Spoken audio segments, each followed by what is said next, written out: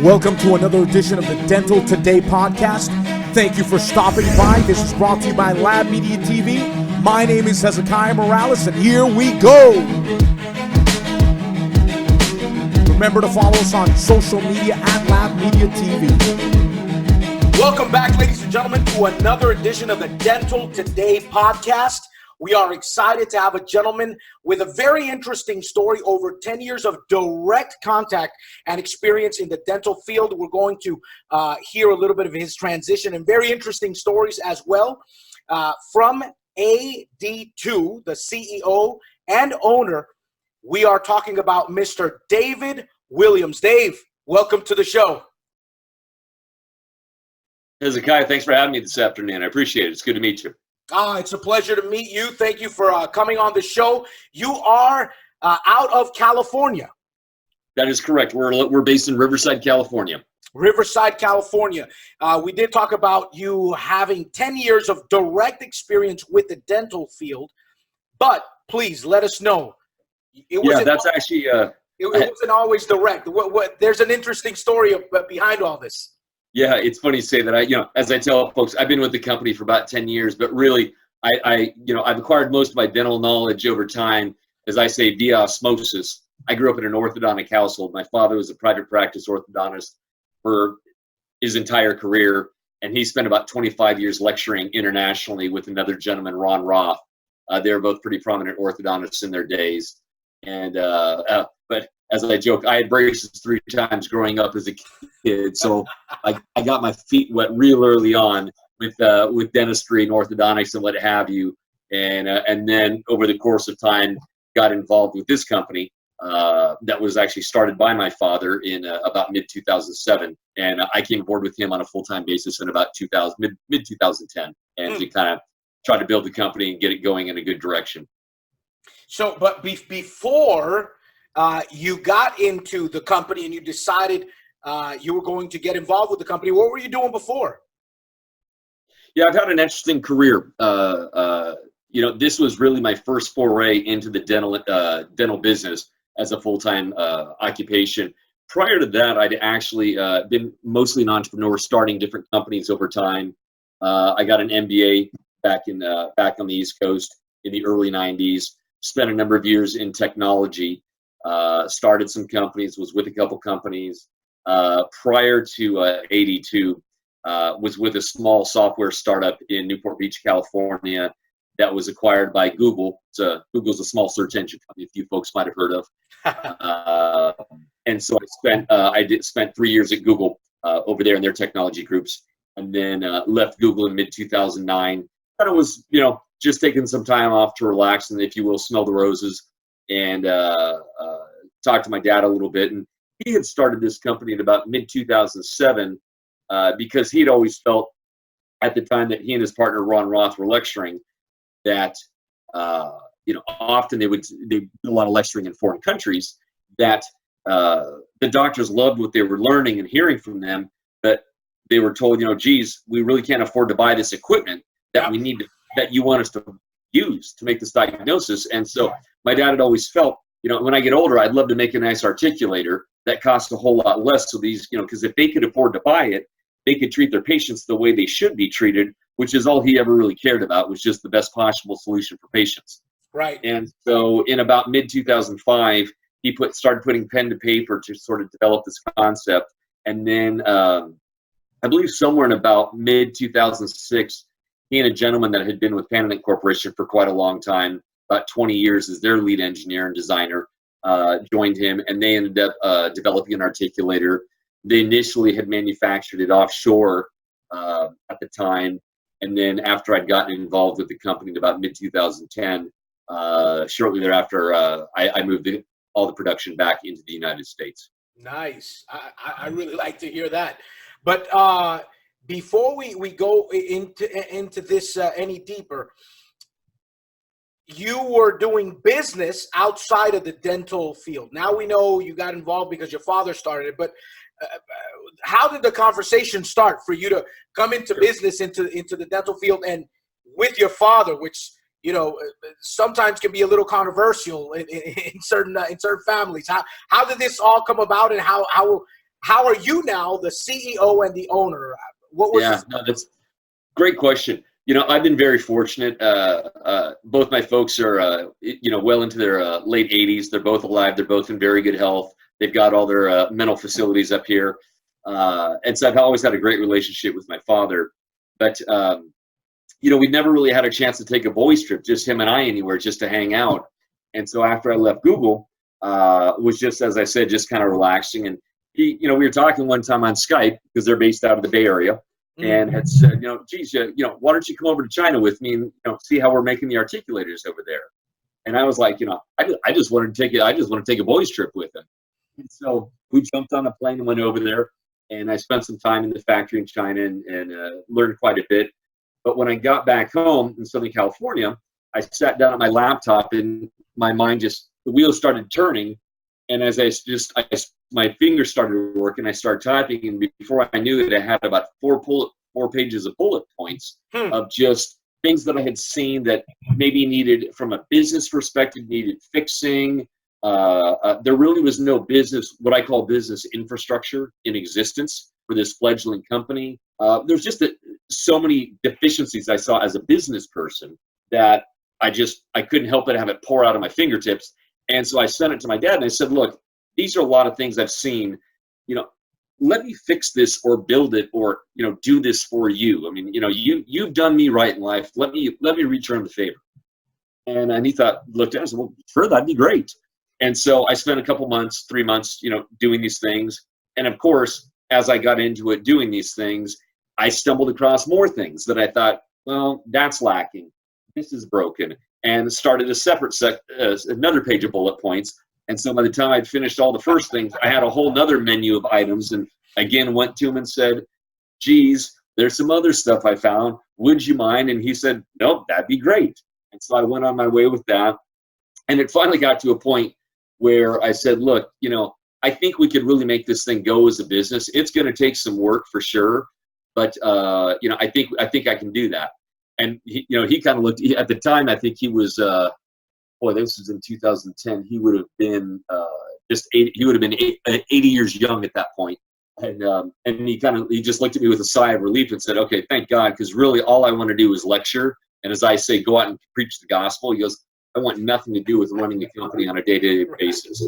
And so that was kind of where I got my feet. Put both feet in, and if you will, rolled up my sleeves and really started going. And it was definitely very challenging for people who've ever started a small business, which I'm sure a lot of your listeners have, being dental technicians. Absolutely. They'll understand that on any given day you wear 22 different hats, you're putting out fires, you don't have resources available that large companies do.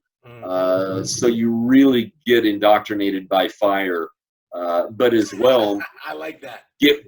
Given that it's in the dental industry where all I really had was, as I say, knowledge via osmosis, suddenly you are involved in something and dealing with doctors and lab technicians that have a very specialized high level of knowledge.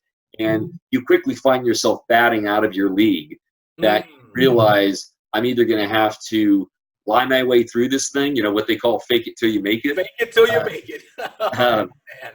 But also, I went ahead and enrolled in what was called a FACE course that was being offered by some of the doctors that my dad had taught back in the day.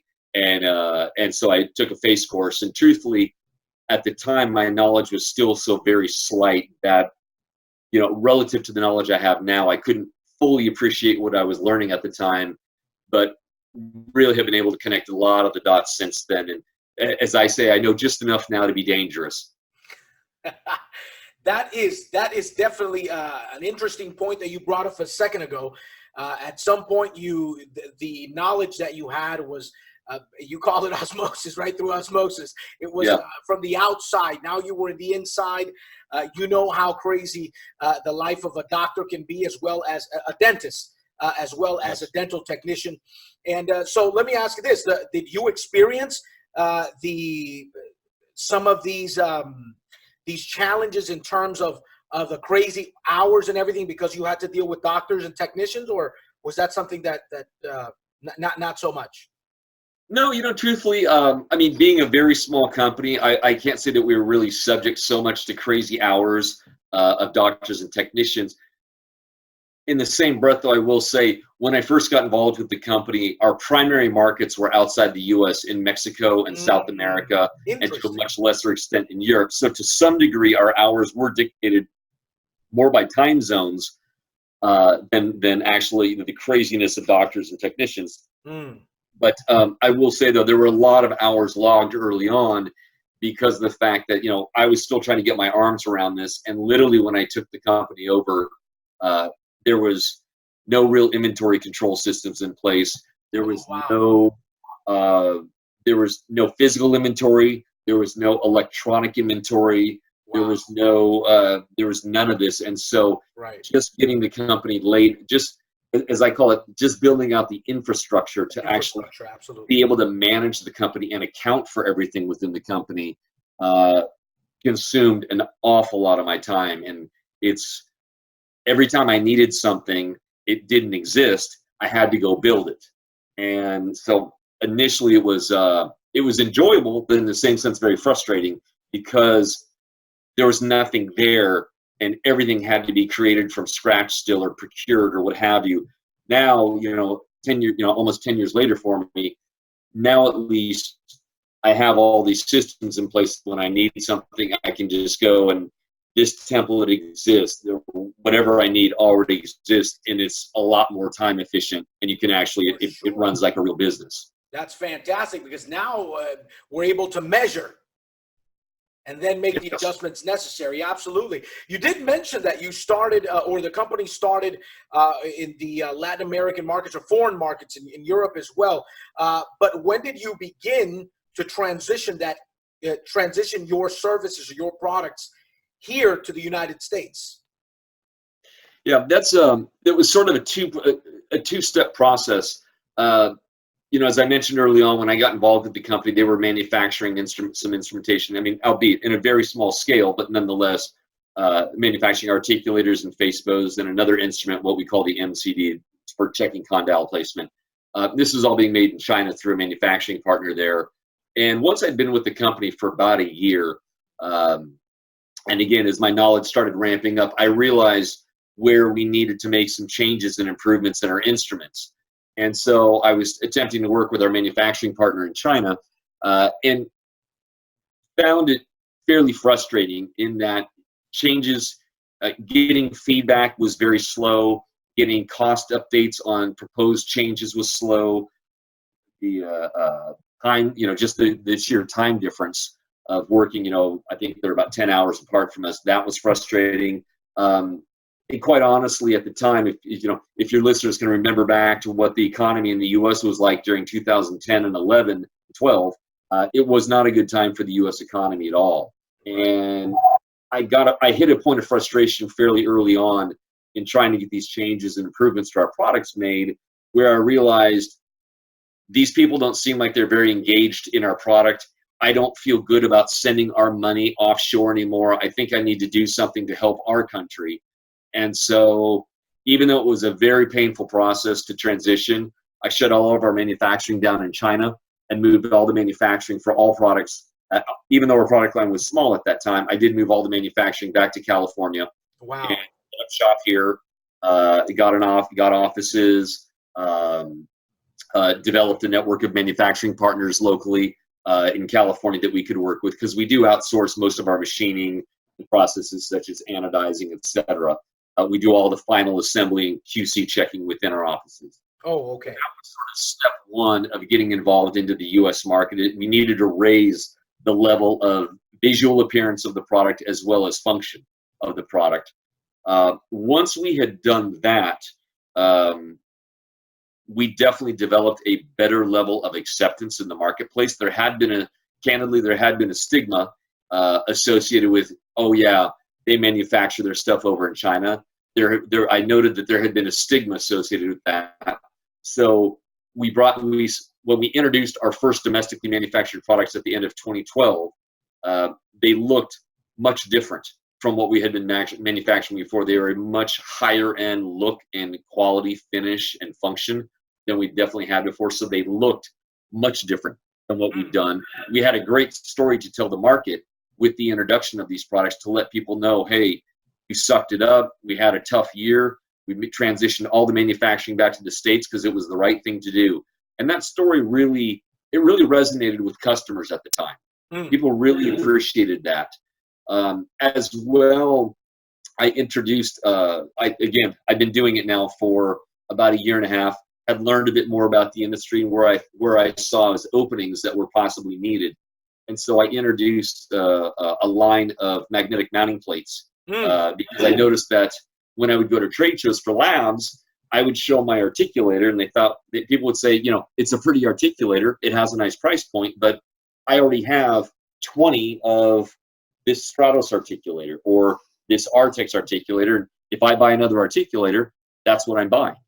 And it was a very short conversation because I really had nothing to talk to them at that point. But what I did realize shortly was the fact that once these labs had made their investments in articulator platform, you know, X, Y, or Z, they also were stuck buying the magnetic mounting plates from that manufacturer to go ahead and mount their cases. Right. And what I saw was most of these manufacturers, in my opinion, seemed to take advantage of their customers because they were charging, you know, $3 to $4 per plate to mount cases. And I thought, well, that doesn't seem right to me. I mean, if our goal is to make great quality products for a lot less, to sell them at a reasonable price, we should do something about that. And so we actually introduced a line of mounting plates that fit most every major articulator brand in the market, and priced them on average for about 50% less than what the manufacturers were doing. And so we introduced that at Lab Day Chicago in 2012, and it was a stunning response from the attendees there.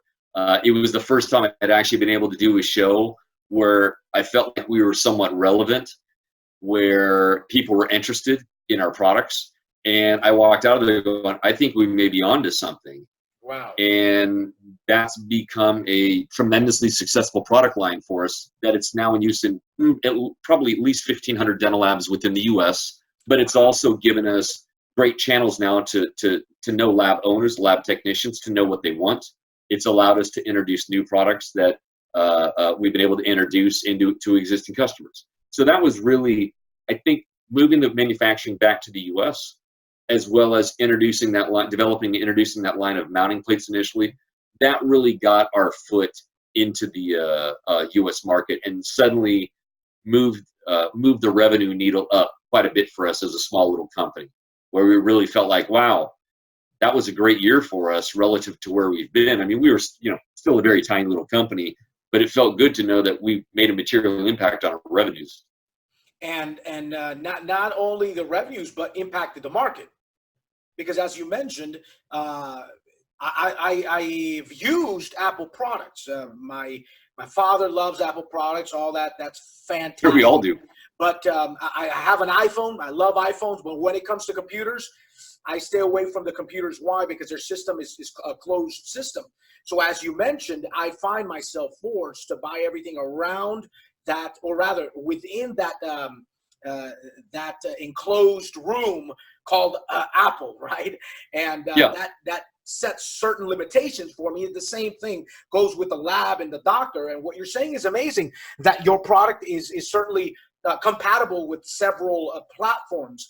Now, you did mention to me before, or a couple of days ago, that not only does your company offer these solutions for the articulators and articulators themselves, but you also have other offers. What other offers and solutions do you have for lab technicians and doctors?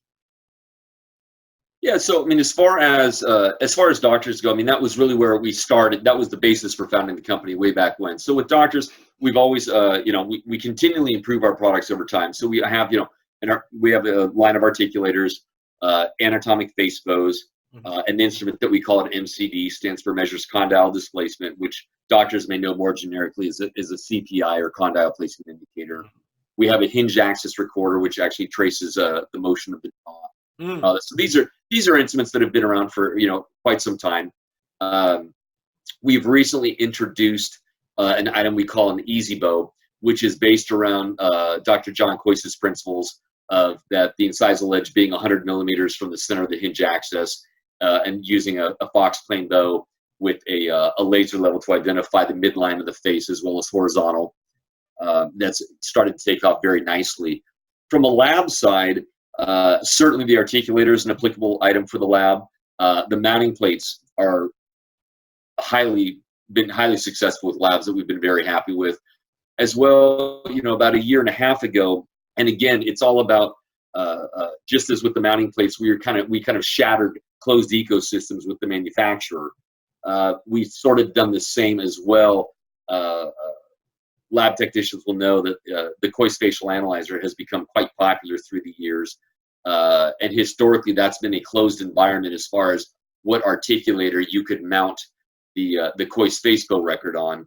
And about, I guess it would have been in Lab Day 2018, if my memory serves me correct, we introduced a line of transfer platforms that would fit not only the AD2 and Panaden articulators, which had always been in existence, but we also introduced transfer platforms for the Stratos articulator, which is probably the most popular articulator in the country, Artex, SAM, Cavo.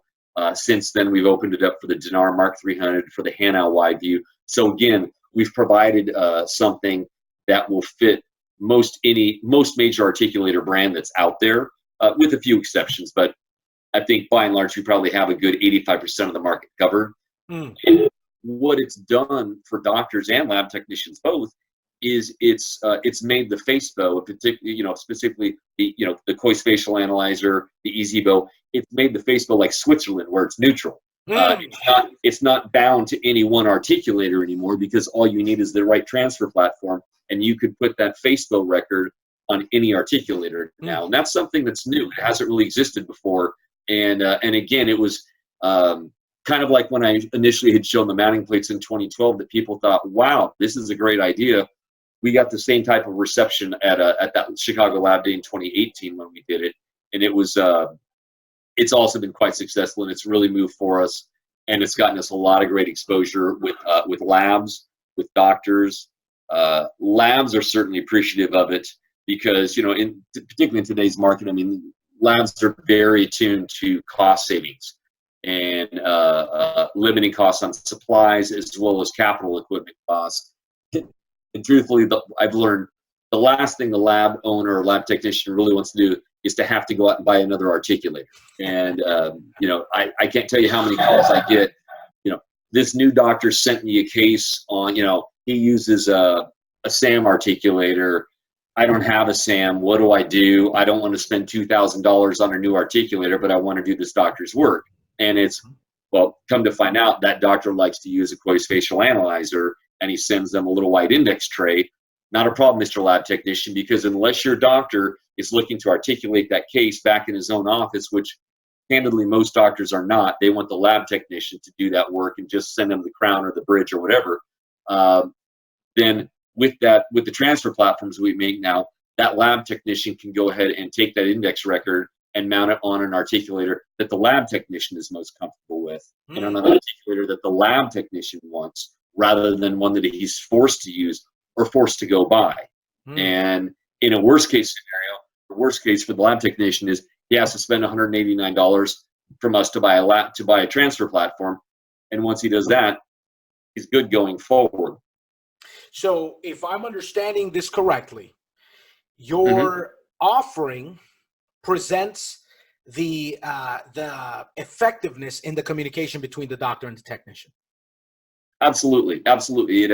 It makes it where it gives what I call freedom of choice to the doctor and the lab technician to work with the instrument that they work on best.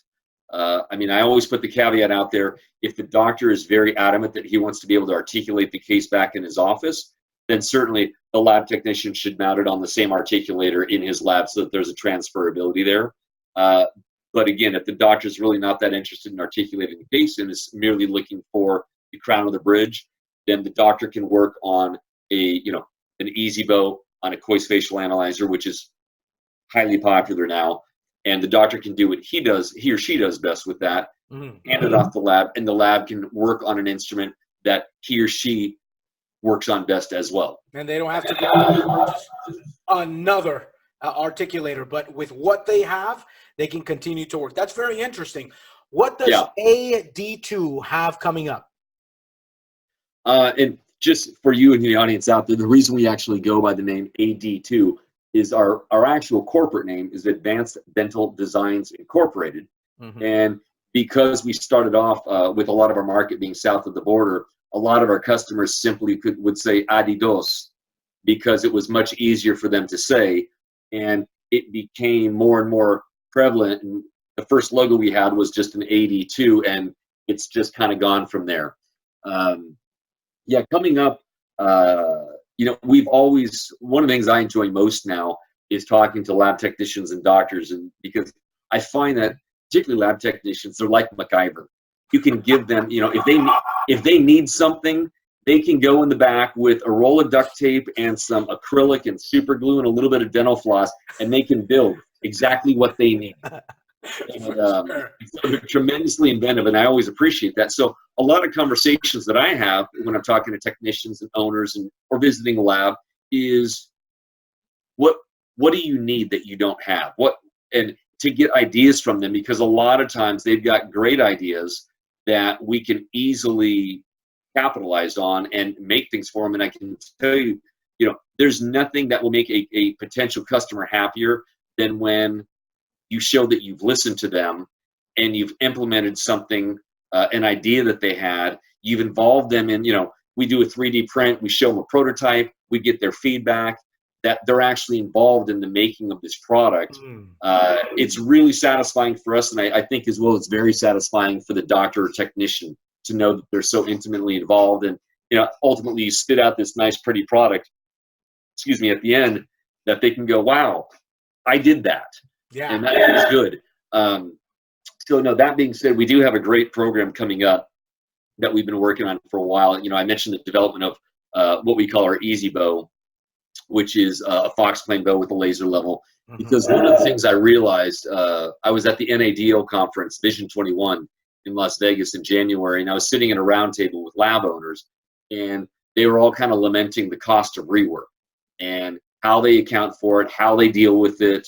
And, me being a dumb manufacturer, I like to say dumb. I think I've got a little bit of intelligence, but look, I'm a dumb manufacturer. What causes the rework? How much of it is an internal problem with your lab versus an external problem, within the dental office? And, no disrespect meant, but the lab owners had said, the majority of it seems to come from the doctor's side. And I asked them, like, well, what if, how much of it is caused by, no Facebook record, an inaccurate Facebook record, a bad mounting? And they all kind of nodded their heads in unison. And I asked, well, what if I could give you an instrument that you could, for really cheap, that you could give or sell to your doctors for next to nothing, bring them into your office, show them in 20 minutes how to use it, that you could get great Facebook records each and every time from that doctor that you could then go ahead and mount the cases with. And collectively, their eyes all kind of lit up around the table, and I had their ears.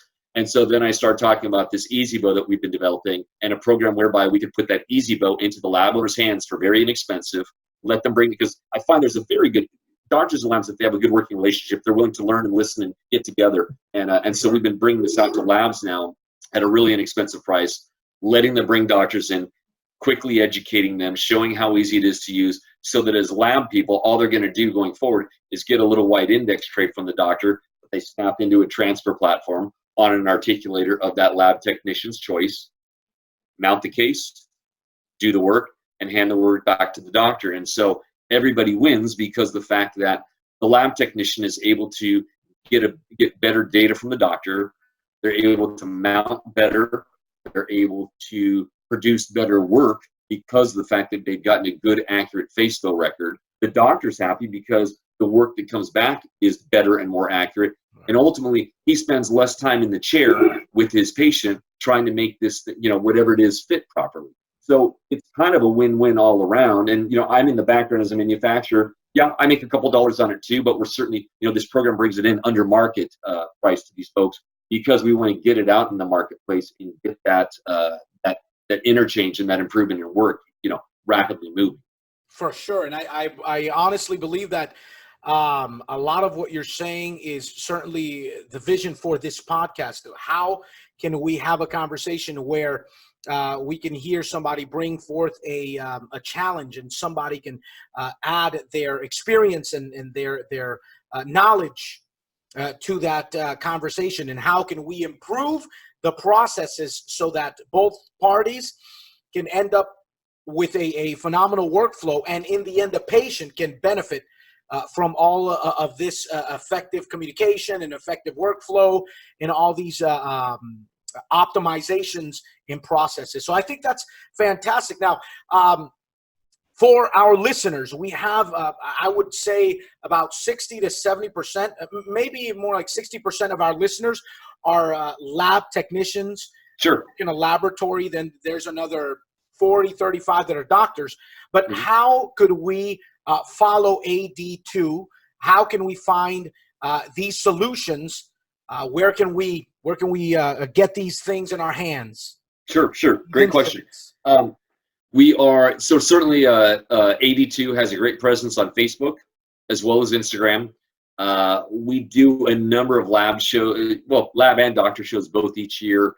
Most of the LMT Lab Day shows, the AACD, American Association of Cosmetic Dentists. What else? We work with, we go to the, if you're a specialized doctor, we do the OBI annual conference. Some years we'll do the American Association of Orthodontists show. We do some regional lab shows, usually about every other year. We may go to Oregon, Texas, whatever. Those are some bigger shows. We try to keep our website updated with where we're going to be, shows coming up. So that's always a good place to go, as well as we'll be teasing that out on social media. And but we definitely. What's that web address? Our URL is www.ad2usa.com. And the 2 is the number, or TWO? That is actually numeric too. So it's Alpha Delta, the number 2, USA.com. And if I could take a moment to make a shameless plug, I wanted to just show you. This is the first time I'm actually showing it anywhere. This is our new and improved Easy Bow that's coming up now. We just did a version of this, and I realized we found in the manufacturing process there's a better way to do this that is quicker, easier, and cooler than we've ever done before. And we're going to be coming out with this in about the next 60 to 90 days. Most people may know this see this as a Coist bow, where normally your midline indicator slides in. You notice I have this instead. What's terrific about this is you got this, and it's simply a magnet that holds it on in place. So you simply snap it on with magnets, as well as a leveling cube that snaps on with a magnet as well. And then when you're done and you want to go ahead and put it in the sterilizer, you simply take this off and take this off, sterilize your bow, and you're done. Very interesting. And for our listeners on the podcast, whether you're listening to this on Apple Podcasts or Stitcher or Stitch or Spreaker, the link for the YouTube video will be on the bottom of the description here, so you can actually see what Dave described here, because obviously the podcast, those that are listening on the podcast are not going to be able to have a visual representation of this, but sure, you're more than welcome to visit that link so you can see exactly what Dave is talking about here. Dave, what is your tag on Instagram? That is a great question. I believe it is advanced_dental_designs_AD2, I believe. I'm going to check that real quickly for you. And what we'll do for our listeners as well, we're going to be adding all the links as usual. You can always find the links below. I'm just sharing this because a lot of the dental technicians are listening to this podcast while they're working, and sometimes they don't have time to scroll down on their phone or tell Alexa to take them there, but we will definitely be adding this link. Do you have it there?